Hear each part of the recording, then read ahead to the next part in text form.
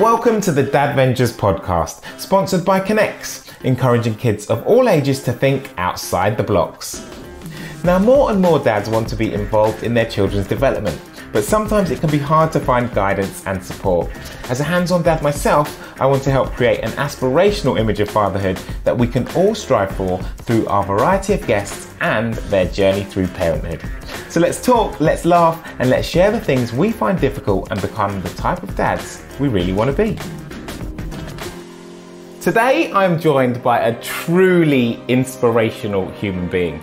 As a double leg amputee, he's not only a world record holder in the full and half marathons, he's also an Olympic gold medalist and one of the world's best sprinters.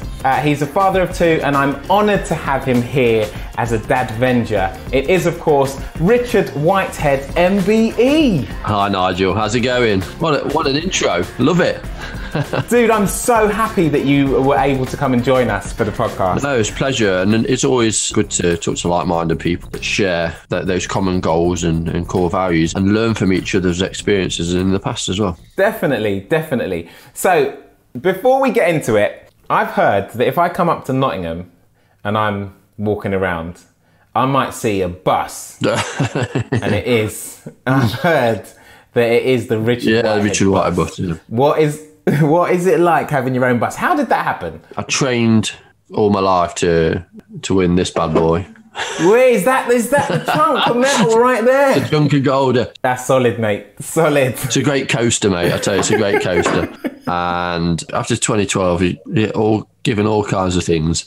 And one of them was, it's not nice that obviously the bus route that goes from the city of Nottingham through my local village to another town and then back is a Richard Whitehead bus. And it's a nice thing for the family. Can you just jump on that bus anytime you want, like free of charge? It does go past my house. I'm sure I could. I think I've been on it once. I think, but it's. I think that, again, it's those kind of how life has changed for people with disabilities. Like 5 or 6 years ago, you couldn't get on the bus if you're in a wheelchair, or you couldn't get in a building if you were in a wheelchair, or well, now they're naming public transport vehicles after Paralympic athletes. So you kind of go to a games, you win a medal, and then it changes people's perceptions. Yeah. And maybe that's wrong. Maybe we shouldn't have to have that success, but people see that, don't they? So people see success as this kind of person that's a winner. And with every one person that wins, you've got a lot of people behind them that also need to be supported and also need to have that opportunity for success as well. And you said it earlier, it was hard to get on a bus if you had a disability before, but now it's getting easier. And with the Richard Whitehead bus, I'm sure it's an accessible bus. So you're breaking boundaries and sort of changing the lives of people for the future. Yeah, and also kind of hopefully inspiring other people to do similar things as well. Yeah, definitely.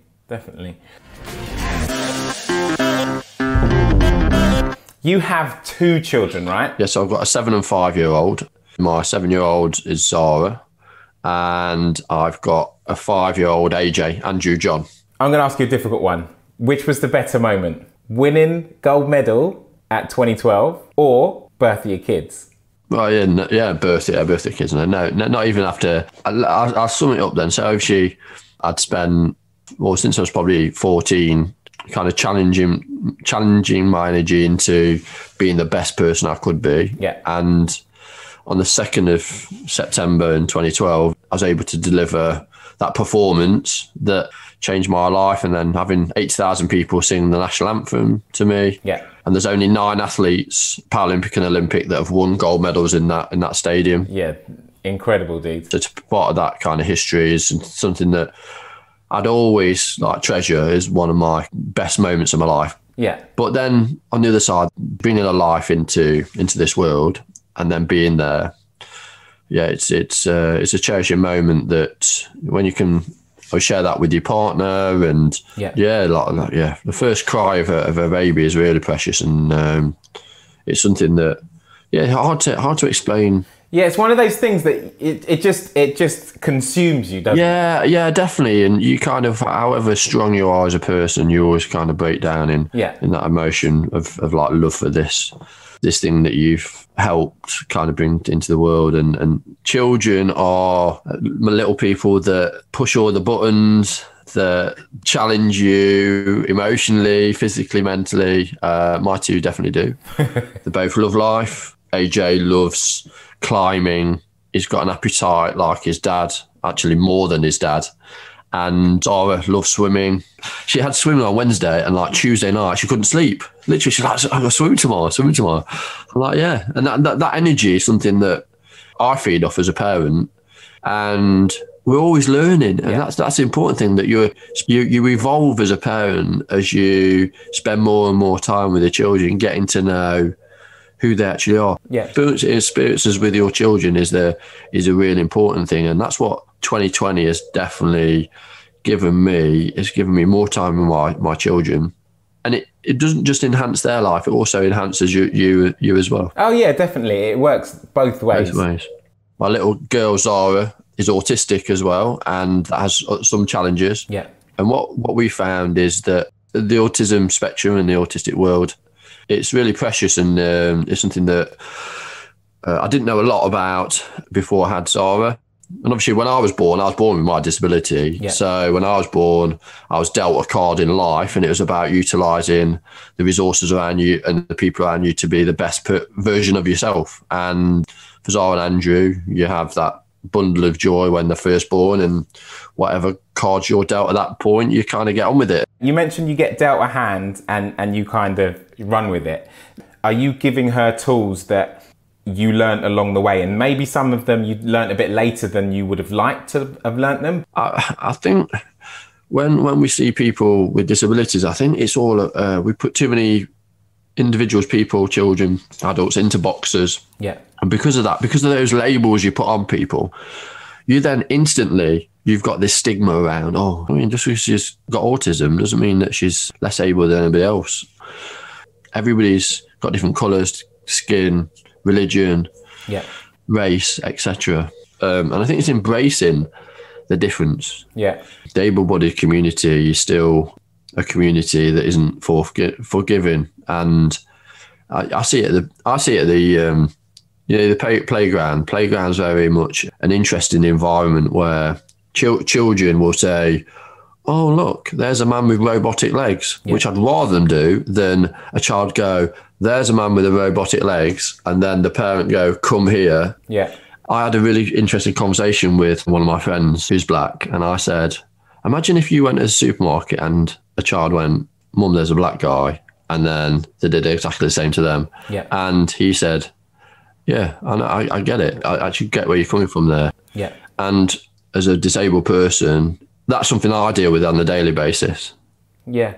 You mentioned there, and I fully understand how what you're talking about when you say a visual difference to someone else can bring out all sorts, whether you're black, whether you have a disability. Has that ever taken you to a place in your mind where you feel down? For me, I'm sure there's been times where I've been kind of, look, I maybe need to kind of sit down and kind of talk these thoughts through, and not really have the platform to do that. Do you feel there are enough places, or do you think that men are talking about these things enough? No, definitely not. The one thing that I've thought about a lot is what is important in that scenario, and that empathy is really important. You need to be able to empathise with the person that you're talking to. Yeah. And I found that quite frustrating in the past, where I've had able-bodied people talking to me and say, oh yeah, it must be really hard for you being a disabled person, but you'll be all right. You'll be all right. You're a sportsman. Yeah. I'm going, well, yeah, but you're able-bodied. How do you know it's going to be all right? How do you know? Because when I step off the track, I don't lose my disability. I'm still disabled. I'm not at that point. I'm still a disabled person that has to try and access society. Yeah. And that's why society has to change to be more kind, more forgiving, more empathetic. And we need to have those forums where people of the minority groups are able to chat openly about what they're feeling without being stigmatized into being, oh, it's just them again. Oh, it's the LGBT community again. It's the BAME community again. Or it's the disability community. Yeah. And we need to talk openly and honestly and feel that we're in that safe environment to do so. Because unfortunately, in this day and age, not all the environments are safe in respect that people use your insecurities against you. And that's why I've got a thick skin. Probably. Have you experienced people using it against you? Yeah, I think so, especially obviously in my field as well, in sport, where you, maybe until probably recently, to be the best, you're having to be a strong man, man up and all that kind of malarkey, and any kind of weakness is seen as a negative. Yeah. I don't want to be emotionally involved with what other people think. I've never been emotionally involved with what other people think. I've had people like tap me on the head because I've got no legs and kind of pat me on the head like a bloody dog. So having a child with an impairment, you have to be strong. And I think through ignorance, we are not able to accept people with disabilities in certain environments, and definitely on the autism spectrum, that is one of them. Yeah. Visibly, you can't necessarily see that Zara's got autism, but it's really important that from the challenges that she has, that it educates me as a parent, but also my partner and the wider world, that the world that Zara's in is something that we need to embrace. We need to embrace that world. It's not something to be scared of. Yeah. What advice would you have for someone who suspects that their child might be autistic? When Zara was born, she had a couple of issues with her hips, and she was in a hip brace. And I remember she came out of that, and then she started to developmentally kind of slow down. She started to walk, and then a little bit unstable, and then she'd be like flapping with her hands and a lot of like hand gestures. Yeah. And at that stage, I'd not really known a lot about autism and not really known about the signs and symptoms. And we had obviously a paediatrician and that would visit, and we want to kind of get this sorted now so we can put as much support as we can going into like primary school. And we understand that she might just need a little bit of support and guidance. So you'd suspected at that point? Yeah, we had between the both of us, we had those kind of conversations that it'd be really good to find out why developmentally that she is looking like she's slightly different, not in our eyes as a young young girl, but to the rest of the world. And the world is a tough place for her. And I remember taking Zara for a haircut, and she went crazy because of the scissors. And I thought, well, she can just kind of get used to the environment, and maybe if I take her and she has it. And it wasn't, she just doesn't like it. Yeah. So for instance, in the same kind of vein, having her nails clipped because of sensory issues, it took me months and months to clip her nails. But I'm the only one that can do it now because she trusts me that I'm able to. And those kind of barriers that we've broken with Zara as parents have been, it's been around that persistence. It's been around the understanding that you need to have the patience. And it's hard because the world is so fast moving. Yeah. And you can be in environments where it's, come on, let's go. And you just have to go, well, actually, my family, me, and my daughter and my son need to have more time. Yeah. And you need to allow that. And those challenges in her life are like the challenges for me as well, to be more accommodating. We're all learning on the job as we do it. Yeah. And understanding that it's not what other people think of you as well. Yeah. It's something that I learned as well. And you can't, some of you out there might be going, oh yeah, but you've got a disability. Sure, you're going to know that like people are going to see your daughter and maybe flapping her hands and maybe stimming a little bit and say, oh, well, she's able to cope with that because she's got a disability and he's overcome them. And it's not like that at all. Me coping with my disability is completely different with my daughter. Yeah. And that was something that I had to come to terms with, and I'm sure my partner did as well, knowing that Zara is going to have some of those challenges in her life, and it's about us supporting her through them. How are you going to manage the challenges that she faces opposed to AJ not having to deal with as many challenges? Andrew's relationship with Zara is really close with her and understands that she's got those sensory needs. Yeah. So things don't sit with her well, like loud noises and bright lights, and he's very accommodating, sometimes too accommodating for Zara. And we want to make his life experience as fulfilling as Zara's as well. So the kind of accommodating factors that we take into account on a daily basis, as well as those kind of key moments in life, like birthdays and Christmas. Yeah.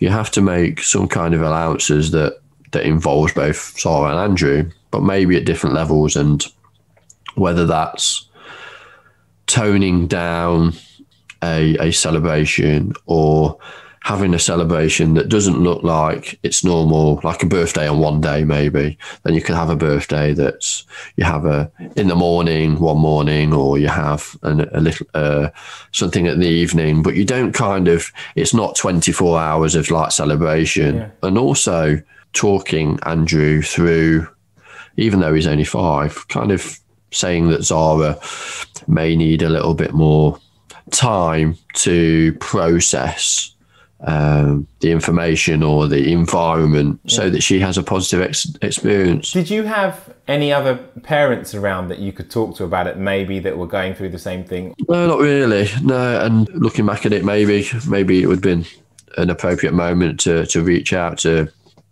maybe some of those areas of community that maybe I've worked with through my sport, but felt I couldn't do that, and I didn't probably want to. Yeah. I wanted to probably deal with it in the way that I have, and I'm not saying that that's right or wrong. I think it's different for everybody. Yeah.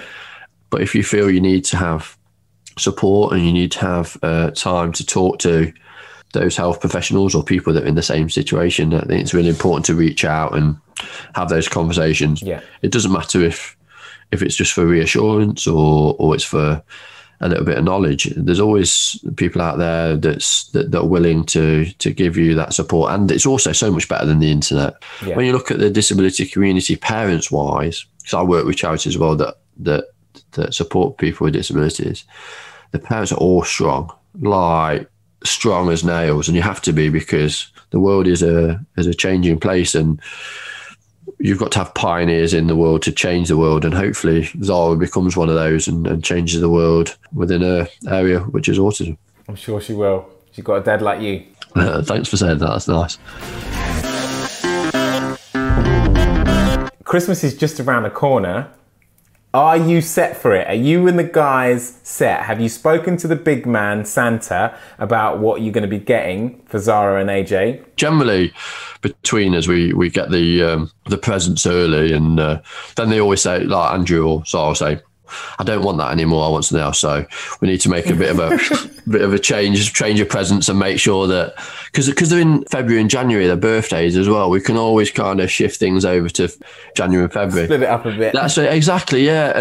And also as well, we like to do things maybe a little bit different. So instead of having all the presents together, kind of spread it out through the day, because the stimulation of having lots of presents for Zara isn't something that she's massively keen on. So even down to, she's been really great with Christmas decorations and Christmas tree, and then last year she didn't like it all. Literally, like, we had to take the Christmas tree down early, and she wasn't too keen on the lights and the presents. And so last year we didn't wrap any of the presents up, but this year we've kind of introduced her to her a lot earlier. Yeah. So at the school as well at home. And then we've started putting Christmas decorations up a little bit earlier, just one or two things, and then we'll get the tree up probably next week, and then the presents. But generally, my kids are like, they're very content, and AJ's computer geek, so he likes his tablet, likes his iPad. Yeah. And so I was into like surveying families and kind of she's not really girly, but she likes I tell you what she does love. She loves In the Night Garden and Moon and Me. She's on brand. She's on brand.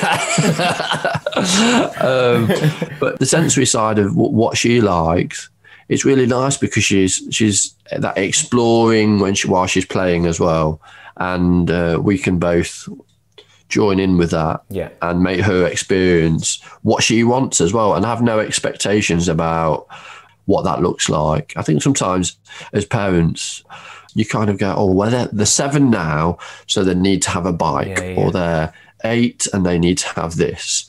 And definitely with Zara, expectations are what she likes, and if that's toys or games that are maybe either below or above her age at the moment, that's fine. We can we want her to just be happy, and she's 100% happy all the time, and that it's a joy to see. Connecting with your kids is at the heart of what Dadvengers is about, which is why we're so happy to have Connects as our sponsor. Connects and Kid Connects have projects for all the family, and they're the perfect activity for kids and adults to connect naturally through play, imagination and creativity. So what about yourself? We found out what your kids loved. What did you love as a kid? Transformers was big when I was younger, so I love Transformers. I had loads of those. All dads like Scare Electric, surely, right? Yeah, totally. I had a Scare Electric set that had like little rollers on it, and the cars would sit in the rollers, and then you'd rev them. Yeah, blue and red controller, right? Yeah. No, awesome. Yeah, when I was growing up, me and my sister, because I've got a sister as well, we always just have one big present. Yeah. And then we used to have like other things that my parents used to think were useful, which, they were like, we didn't play with those until like maybe February. But this one big present, we always hinted at what we wanted. So I remember one year, remote control car, and it was ace. And it was one of the ones where you had to put about 18 batteries in it. It was one of those ones. And it cost them all, we had so much in batteries. And then I think eventually you could then buy one of these rechargeable battery units. Yeah. It was like a house. And then you put like about 40 batteries in, and it lasted like about 15 minutes charge. The thing is, right, sounds like your parents were thoughtful enough to have enough batteries for it on Christmas Day, because there were a couple of kids that, like, the parents didn't buy the 18 batteries to put in it, and so they didn't get to play with it until shops opened again when you could buy some batteries. But that's the thing, isn't it? When you're buying anything for your little ones or yourself, just make sure it's always in the finer detail, isn't it? If you need a couple of sets of extra batteries just for the happiness of Christmas, buy more batteries. Yes, definitely. I mean, that's a note for parents everywhere. Just buy a few extra batteries now. just buy some extra batteries. Even if you've got nothing with batteries in, just buy them just in case. Buy a few batteries just in case. Definitely. In 2013, you did 40 marathons in 40 days. Is that right? Yeah. So when I was growing up, I didn't have anybody role model wise to look up to, and that's a big thing that I talk about now, is like seeing is believing. So if you want to role model in life, then you need to be seeing those role models, whether it's on television or whether it's in the media. And for me, I didn't until Terry Fox came along when I was like 14, 15, and I saw the Terry Fox movie. He was a Canadian athlete that tried to run from east to west of Canada. Yeah. And he lost his leg due to sarcoma and started running a marathon a day until hopefully he completed his challenge, raising money for sarcoma awareness in Canada. And he unfortunately didn't complete his challenge because he got secondary sarcoma and died. Yeah. So I saw this film and it said to me, look, sport's not all about those self-gratifying moments where you're on top of the podium and you're winning. It's more about the impact that you can have and the legacy you leave through sports. So sport's really a secondary driver. Yeah. So that kind of said, when the time's come, I'm going to run a marathon. And I did that in 2004 for Macmillan Cancer Relief, actually. Okay. And then my friend who I used to play cricket with, Simon Mellows, he lost his leg due to sarcoma. And unfortunately, in 2005, he actually died of sarcoma. And his widower then asked me if I'd get involved with the charity that supported her and him in their time of need, which was Sarcoma UK. Yeah. There's lots of different sarcomas, and Sarcoma UK is a charity that supports specifically, obviously, bone cancer. And then I became patron, and then ran 40 marathons in 40 days for the charity, raised a lot of money. But more than that, it was the awareness for the charity really brought home how important it is that when you're doing anything for charity or for the greater good, it's for the end user, it's for the people that it's important to. And some of the patients that I've spoke to over the years, and I've been working with Sarcoma UK for about 8 years now, and you just hear like the desperation from not just the patients but the families, and also the kind of the uplifting stories where patients have had 2 or 3 series of treatment and they're still really upbeat, even though the quality of life has gone downhill. And my own situation's irrelevant at that point. I've only just got no legs, you know what I mean? It's like my disability doesn't affect how my heart beats. And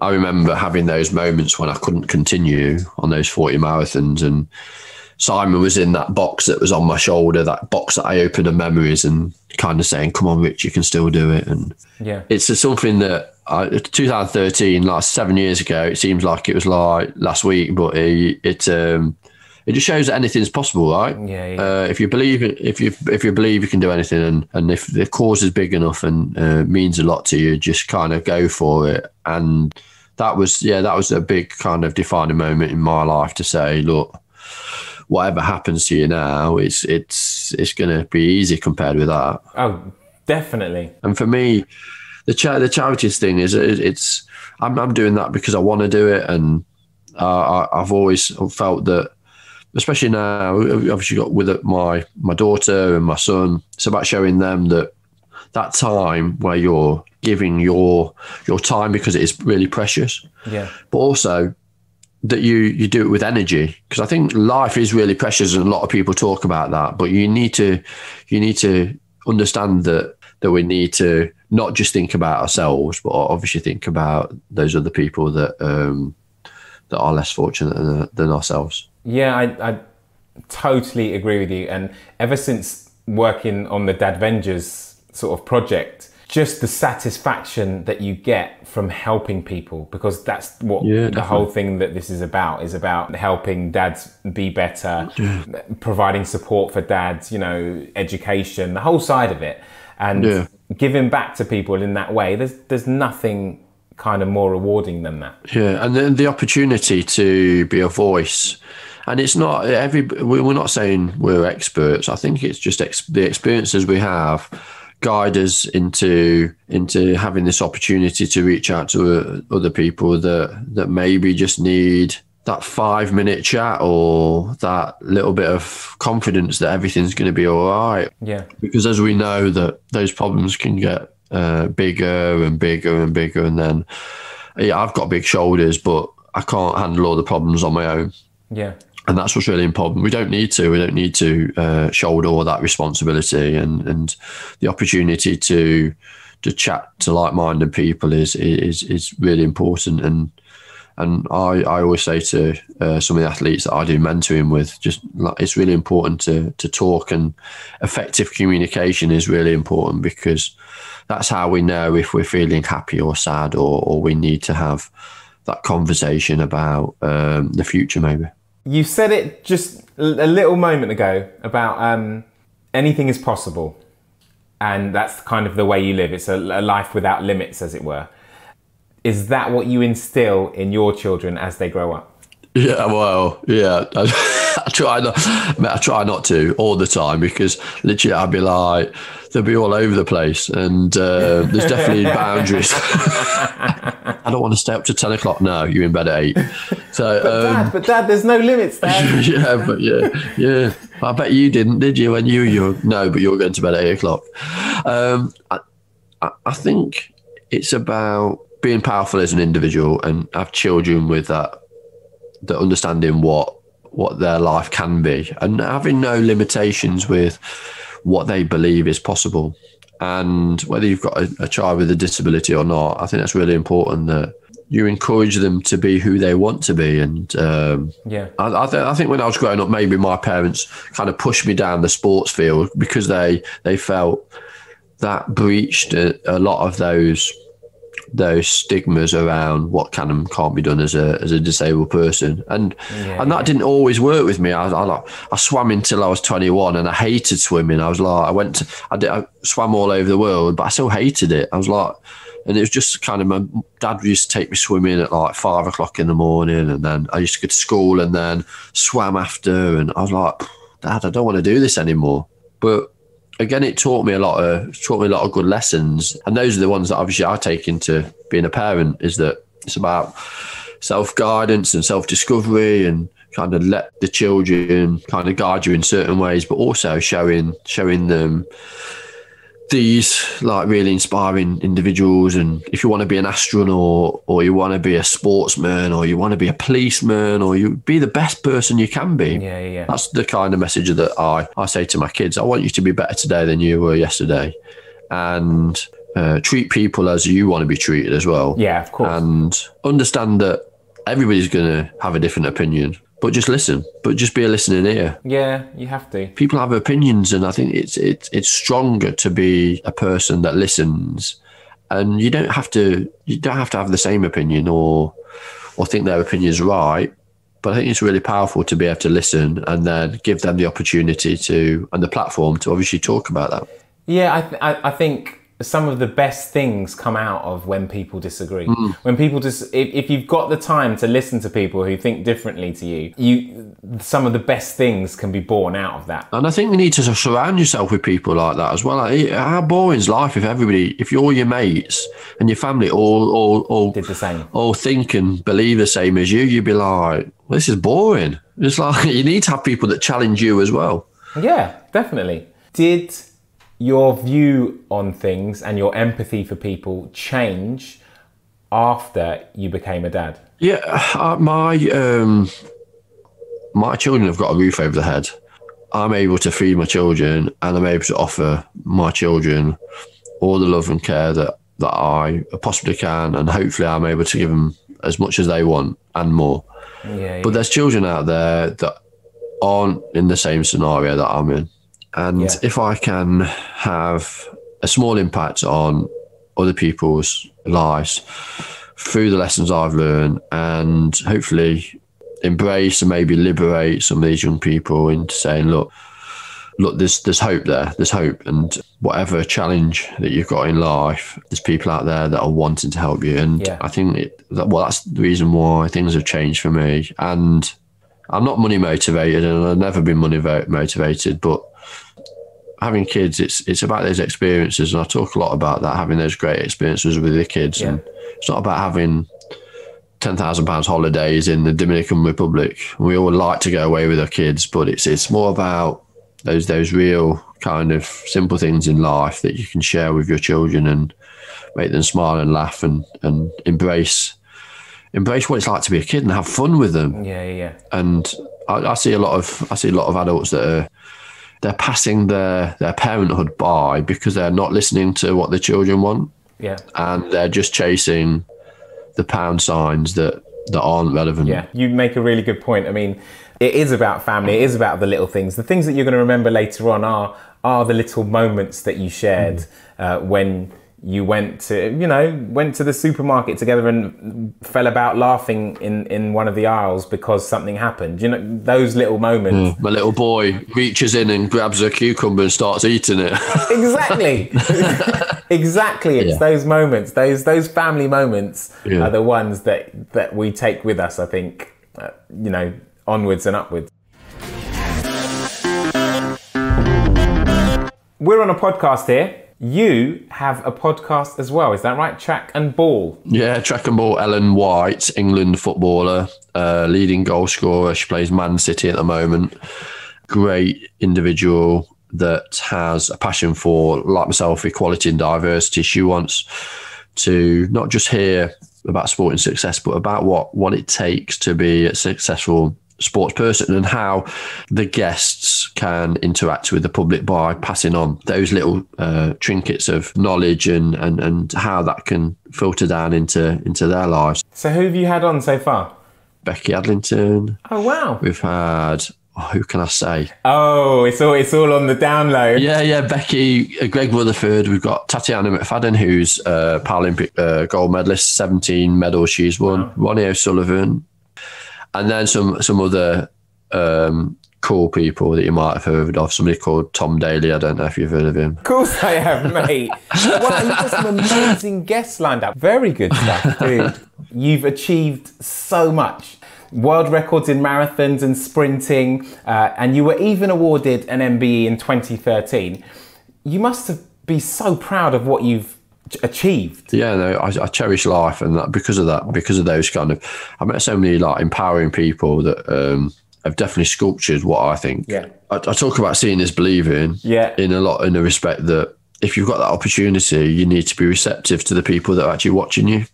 When I go to the Paralympic Games, I put on that tracksuit. You do feel like a superhero, which is quite cool. With obviously talking to you today, mate. You're a Dadvenger, mate, all the way. Yeah, that's it. But it's not just Richard Whitehead that's in that tracksuit. Yeah. It's more the responsibility that goes with that as well. Yeah. And then as I'm getting older now, you kind of go, actually, I'm not going to be able to push the boundaries of time, but then how do you then push it in other areas? So I've ran in Lebanon, I've ran in Africa, South Africa, Middle East, etc., and engage with different communities. Wow, so I remember when I ran in 2004 in New York, I finished and I was like, I hate this, I'm not doing it again. And then I got loads of like emails from just random people saying, I just saw you running through like Harlem, you're awesome. And from the power of sport, it makes a massive difference. Yeah. Whether you run in like 5 hours like I wasn't initially, or 2:42 when I was at my best, you're always completing the journey that everybody else does. So that's a powerful thing of the marathon. So you went from 5 hours down to 2 hours 42? 2:42, yeah. Wow, dude. So I held the record for 10 years. And then last year, a guy, Bologna amputee, he's now around, I think, 2:38, I think. So 4 minutes under what I've done. Wow. So only one person in 10 years. Wow. But nobody of my disabilities ran anywhere near my marathon time. So, and obviously through the visual impact of obviously seeing somebody on prosthetics run, they kind of go, actually, this is a reset moment. You're doing good things, man. You're doing good things. Everybody in life has got a gift, and it's about you finding that gift and having people around you nurture it. Listen, Richard, you are definitely a 100% Dadvenger now. You've been on the podcast. You've told us all about your journey as a parent. So you get the accolade of being able to choose your very own dad superhero power. Do I? Okay. So what would you choose? You can choose anything you want. I think invisibility, because I just, sometimes you like to share those moments with your kids and kind of be there when in the classroom and they're taking those first steps maybe in their education. Or so to be like a fly on the wall for... Yeah, a little bit, yeah. Or I'm going to be greedy now, or have that like superpower to be able to turn back time and then revisit certain memories with your kids. I don't know. It's not something that everybody asks me every day. What superpower? What have other people chosen? Chloe, who is partner with JB Gill, chose going back to see their kids. Oh, wow. And experience those moments, to experience the memories. Like-minded, right? Yes, like-minded. Yeah. Richard, thank you so much for coming and joining us on the Dadvengers podcast. Anytime. It's been lovely hearing about your family and your sort of life outlook. Keep doing what you're doing, mate, and we'll see you very, very soon. You will do, indeed. Look, I'm getting on the Richard Whitehead bus one day. I don't know about you. That's it. I bring you a miniature one for the baby club, yeah? Yeah, man, definitely. I'll put it in your bag. It's Richard Whitehead bus. Oh, mate, take it easy and stay safe, yeah? Thank you, and you. Nice to meet you, Nigel. Cheers, mate. Take it easy, man. What a privilege it was to speak to Richard and hear about his many achievements, his ongoing charity work, and his devotion to make the world a more accepting place for the disabled community and other minority groups. His kids definitely have an inspirational role model to look up to, and one who's taking full advantage of his success to help others. and we should all definitely take his advice and make sure we load up on batteries this Christmas. Now, if you want to know more about our Dadvengers community, or if you have anything you'd like to share with us, you can do so at dadvengers.com or contact us through our Facebook or Instagram. Thanks for listening, and we will see you again very soon.